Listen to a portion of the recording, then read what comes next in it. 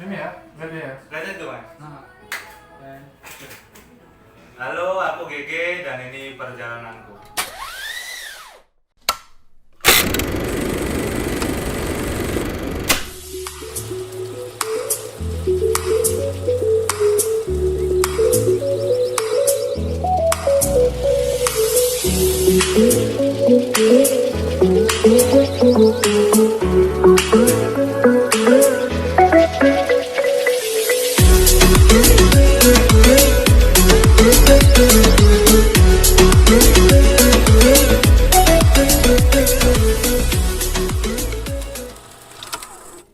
coba aja jelasin deh.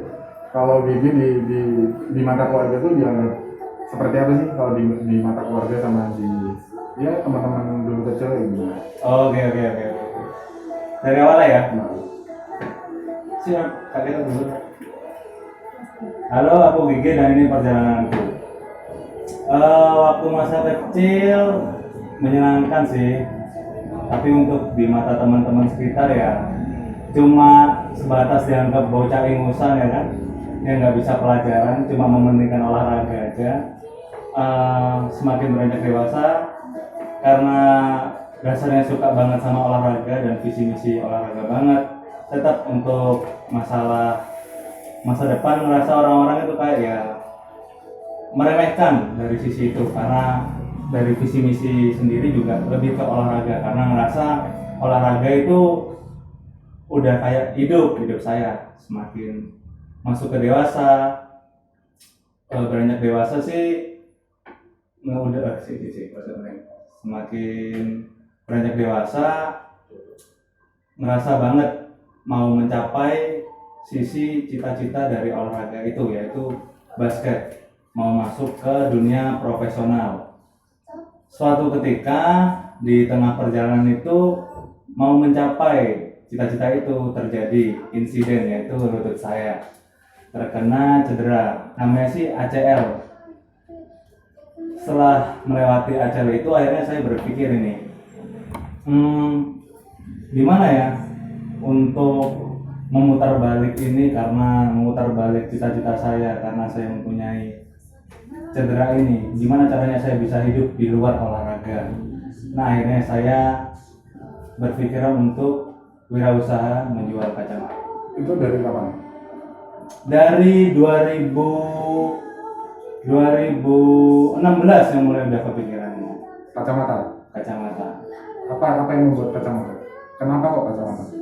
Karena awalnya sih kacamata, saya koleksi kacamata. Saya pertama koleksi kacamata dan akhirnya berpikiran banyak orang-orang yang bertanya, kacamata gonta ganti, terus bagus kacamatamu. Setiap hari ada pertanyaan kayak gitu. Akhirnya saya berpikir kayaknya dari personal branding saya di kacamata sudah nge-brand banget di brand saya. Akhirnya saya mencoba untuk jualan kacamata itu, dan sampai sekarang alhamdulillah jalan jualan kacamata. Dari SMA apa kuliah? Kuliah, dari kuliah semester 3. Apa yang buat kamu tuh ngerasa kalau kamu tuh udah di titik dewasa? Pertama sih waktu merintisnya saya merasa mulai di titik dewasa, yaitu mencoba untuk stop untuk bulanan saya setiap hari dari orang tua. Gimana caranya itu masih ada biaya kos, wifi, listrik, makan dan lain-lain, itu saya minta stop dengan penghasilan yang nggak pasti ya kan. Akhirnya saya proses dari situ. Terjadi kapan dulu? Di umur 2016 akhir. di stop semuanya. Udah mulai stop dari situ. Emang minta sendiri? Emang saya pribadi minta sendiri karena saya memang pengen buktiin kalau saya bisa di bidang ini. Setelah itu udah jalan sampai sekarang, akhirnya alhamdulillah tercukupi semuanya sampai sekarang. Apa kesalahan yang buat kamu tuh ada di titik terendah dalam hidupmu? Kalau boleh tahu masalahnya apa dulu? Titik terendah saya yaitu ketika saya udah fokus pada bidang olahraga ini, udah mau step up untuk mencapai cita-cita itu. Karena setelah lulus SMA saya pengen banget ya beasiswa itu dari basket, kuliah dari basket, pekerjaan dari basket, ternyata hilang semuanya karena cedera ini. Itu titik down saya. Titik terendahmu tuh ciri-cirinya seperti apa kalau menurut dari Bibi?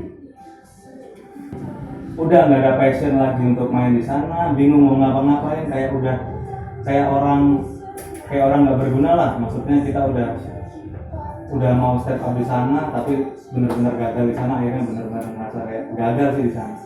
Seperti apa sih yang menurutmu bisa masuk dalam kategori achievement dalam hidup? Oh, achievement dalam hidup. Proses seperti apa akhirnya bisa sampai bangkit terus Oh, dari bangkit. mencapai achievement itu prosesnya seperti apa? Dari perjalanan menjual kacamata aja lah ya.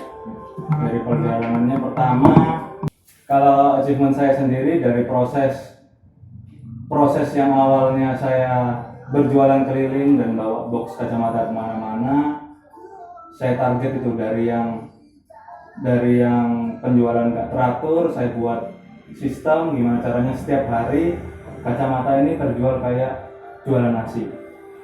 Akhirnya pelan-pelan saya step up itu saya jalanin dan berhasil.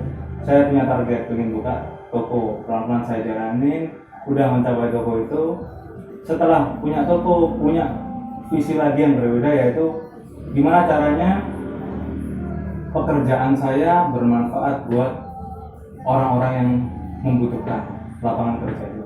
Intinya menciptakan lapangan kerja. Dan alhamdulillah perjalanan itu bisa saya capai dengan perjuangan saya juga. Dari mental juga harus ditata, gimana caranya kita bisa, banyaklah dari perjalanan itu mental yang utama. Proses yang udah kamu lewatin deh, itu kalau mau di-describe sebenarnya kan, kalau proses kan sebenarnya nggak bisa di-describe by kata-kata ya, karena dalam proses kayaknya cuma kamu pribadi mungkin sama partner mungkin yang bisa ngerasain bahwa prosesnya itu emang benar-benar terasa gitu. Benar. Tapi kalau bisa diceritain dalam bentuk kata-kata, dalam deskripsi, prosesnya itu seperti apa sih sampai achievement yaitu toko dan bisa sampai buka lapangan kerja, apa sih prosesnya? Kayak gimana sih? Untuk proses jualannya dari awal, Aset Mart ini kan sekarang 2 orang partner. Awal mulanya kan berdiri dari saya sendiri. Jadi untuk awal-awal saya emang di mana-mana kemanapun selalu bawa box kacamata, karena emang direct selling yang utama. Kemana-mana nongkrong lah, main basket lah, kemana-mana saya bawa kacamata. Akhirnya jalan itu, program kayak gitu jalan dan menghasilkan. Akhirnya karena stok barang semakin banyak ya, nggak mungkin dong saya bawa stok kacamata kemana-mana itu sebanyak itu. Akhirnya saya mensiasati buka toko di kamar. Buka toko di kamar. Itu proses saya, buka toko di kamar kos-kosan saya. Saya beli rak kayu sendiri, paku dan lain-lain. Udah saya paku semua itu display, saya pasang semua kacamata saya. Akhirnya saya pelan-pelan untuk membuat segmen kacamata sendiri dengan cara mengurangi COD. Meskipun tempatnya masih belum cocok dan layak untuk customer masuk kalau saya rasa, tapi gimana lagi, saya di sini menjual kepercayaan dan kualitas saja. Akhirnya dari situ jalanlah, customer mulai datang ke kamar jam 9 bangun tidur ada customer di depan rumah. Pelan-pelan saya jalanin kayak gitu. Masuk kuliah pun itu sambil kuliah tiba-tiba ada chat, Mas saya di depan. Waduh, ini yang susah, Mas saya di depan. Aduh, antara pengen kabur atau lanjut matkul ya udah. Akhirnya mau nggak mau, mohon maaf Mbak, tunggu setengah jam ya, mau nggak mau kayak gitu. Itu ada nggak di proses sampai jualan-jualan yang kayak direct kayak gitu, ada nggak proses yang paling pahit yang aku nggak bakal lupa nih sampai bisa kayak gini tuh karena ada kejadian itu loh? Oh, paling pahit jualan proses dalam proses pengembangan si kasat mata, ada nggak sih? Dan itu ngefek ke kehidupan GG gitu untuk pribadi gitu. Kalau proses pahitnya berjualan kacamata selama ini, pernah ada customer itu frame-nya original mahal banget dan saya tawarnya mahal banget. Dan waktu itu customer ini cuma mau ganti lensa sama servis saja bagian samping-sampingnya, dia frame-nya. Dan saya terima ya kan. Itu kan untuk produksi lensanya itu benar-benar di pasar gitu, pasar. Dan itu saya taruh di produksi itu, saya gantungin di dashboard gitu aja. Emang kesalahan saya sih, saya taruh di dashboard. Dan saya tinggal bentar, kurang lebih cuma 5 detik dan balik-balik barangnya udah hilang. Dan kurang lebih harga frame-nya itu nominalnya sama kayak bulanan saya 1 bulan. Akhirnya dalam 1 bulan itu cari uang cuma untuk balikin frame itu. Terus kalau mau bilang harapan ya, setelah udah ngalamin proses-proses yang kayak gitu, apa sih harapanmu untuk hidupmu sampai ke depannya? Kalau itu kan kita lagi bahas Masa lalu ya? proses yang Masa udah lalu. pernah dilewatin gitu. Kalau dari hari ini start sampai ke depannya apa sih harapannya? Kalau untuk impact ke hidupmu, harapannya apa sih? Dari usaha ini ya impactnya. Boleh dari usaha, boleh secara pribadi. Harapanmu apa sih? Secara pribadi saya ingin lebih membuka lapangan pekerjaan yang bermanfaat buat sekitar, dan juga lebih bermanfaat untuk sekitar, dan nggak muluk-muluk dan nggak ambisius, lebih mensyukuri apa yang ada, cukup kita aja udah sih. Karena saya pernah di titik ngerasain terlalu ambisius itu di dunia nggak enak, kurang tentrem aja. Apa pengalaman apa kok sama ambisius tuh kok bisa sampai bertentangan gitu? Ada pengalaman apa sama ambisius? Ya karena saya terlalu semakin saya waktu kemarin saya terlalu ambisius, kayak saya lebih mengesampingkan sisi religiusnya aja sih. Jadi kayak lebih terlalu banyak mengejar apa yang nggak pasti. Akhirnya lebih enak ya kita jalani, kita syukuri apa yang ada, lakukan yang terbaik, udah itu lebih enak. Kalau mau dibilang apa yang masih belum berubah dari GG yang dari Oh, di masa proses itu. kecil ya, sampai dewasa sampai hari ini, apa yang pengen GG ubah? Sisi gak boleh. Hah? Sisi gak jelas tuh. Bang apa? Oh, ya. Yang pengen saya rubah sisi teledor sih. Teledor. Dari dulu sampai sekarang. Entah kenapa saya lewat apa tiba-tiba prak itu kayak nggak bisa berubah ya. Saya juga Oh. sisi cuma itu aja. Dikit-dikit nyenggol gitu ya. Nyenggol apa jatuh tiba-tiba piar. Rusuh berarti anak lu. Rusuh ya. Dan itu masih belum berubah. Itu yang pengen kamu rubah. Iya cukup itu aja. Ngefek apa sih si rusuh ini, ngefek apa sih ke kasat mata? Rusuhnya ketika banyak trouble ini. Ketika banyak trouble, masalah, kayak jadinya kayak gupu semua tambah riwah gitu akhirnya. Oh. Dari sisi itu, dari pekerjaan pun nggak beres, apa jadi salah semua gitu. Oh gitu. Dari menurut saya ya. Terus kalau mau bilang sukses, sebenarnya JJ mengklaim bahwa sekarang sudah tahap sukses atau belum? Tahap sukses sekarang, alhamdulillah satu step sudah, karena kan saya ingin membuka lapangan pekerjaan, saya ingin mencukupi keluarga dari pekerjaan saya sendiri, dan saya ingin hidup berkeluarga dari pekerjaan saya sendiri, yaitu jualan kacamata. Kalau sukses itu menurut JJ apa sih tolak ukurnya sukses menurut JJ apa? Tolak ukur sukses,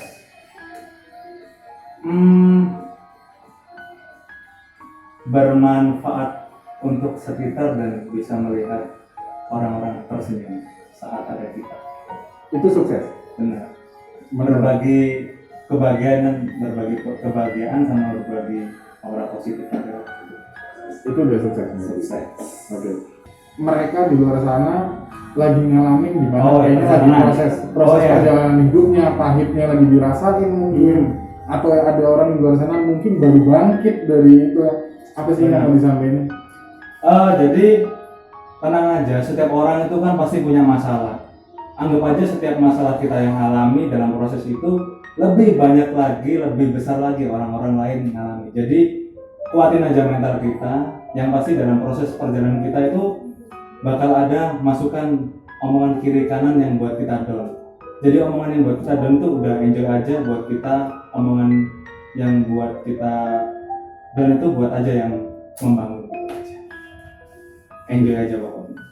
Pernah nggak imbas apa dari faktor eksternal dari orang-orang sekitar mungkin? Oh ya, banyak yang bilang apalah jual kacamata lah, apa sih kamu jualan kacamata murah lah, apalah. Akhirnya toh juga dia belinya akhirnya kesekian.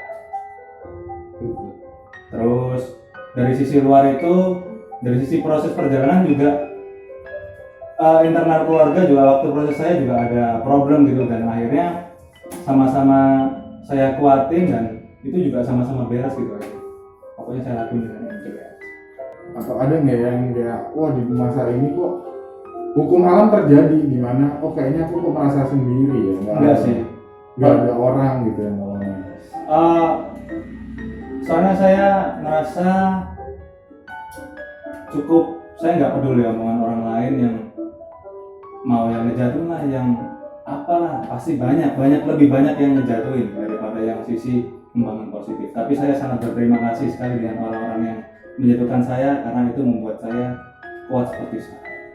Dan saya merasa nggak sendiri karena saya punya keluarga yang siap mendukung. Oh, keluarga berarti dari awal support ya? Keluarga support dari awal. Jadi apa yang kamu mau langkah, kamu jawabin. Apa kamu mau jualan kacamata, jadi penjual kacamata yang terbaik. Jadi benar-benar support saya sebanyak di situ. Dari masa kecil sampai dewasa sampai titik ini, apa sih prinsip yang selalu dipegang yang nggak akan pernah mau berubah sampai mati pun, sampai dalam kondisi apapun aku nggak mau berubah prinsip itu? Mental ngeyel. Satu aja. Ngeyel. Kenapa tuh? Gas intinya. Jangan banyak teori, jangan banyak apa. Lakukan yang terbaik dulu, gas dulu, apapun hasilnya nanti kita eksekusi dulu. Gitu ya. Itu. Berarti itu buat pesan-pesan juga buat orang-orang yang banyakan teori, lama nggak jalan-jalan, udah jalan dulu, learning by doing, lakukan aja. Dari learning by doing itu kamu ngelakuin kesalahan, udah tanggung jawab aja, perbaiki, evaluasi, benahi.